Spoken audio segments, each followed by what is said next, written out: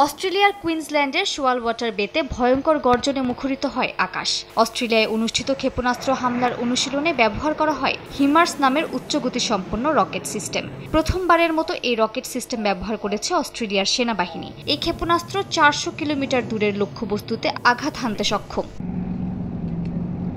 মহড়ায় দক্ষিণ কোরিয়ার বিশেষ প্রযুক্তির ট্যাঙ্ক, দীর্ঘ পাল্লার কামান ব্যবস্থা ও জাপানের মধ্যম পাল্লার ভূমিভিত্তিক ক্ষেপণাস্ত্র উৎক্ষেপণ করা হয়। অংশ নেয় ফ্রান্স ও জাপান সহ আরও 19টি দেশ। মাঠে ছিলেন সেনাবাহিনীর শীর্ষ পর্যায়ের কর্মকর্তারা।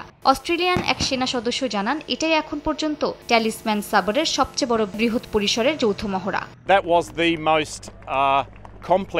আমাদের আঞ্চলিক অংশীদারদের সঙ্গে একযোগে হিমার্স ব্যবস্থাকে আরও কিছু উন্নতি প্রযুক্তির অস্ত্রের সঙ্গে সমন্বয় করে ব্যবহার করা হবে। এর মূল উদ্দেশ্য একটি কৌশলগত প্রতিরোধ গড়ে তোলা, যা ইন্দো প্যাসিফিক অঞ্চলে নিরাপত্তা, শান্তি ও স্থিতিশীলতা নিশ্চিত করবে। 4 দশক আগেও অস্ট্রেলিয়ার এই অংশ ছিল মূলত প্রশিক্ষণ অঞ্চল।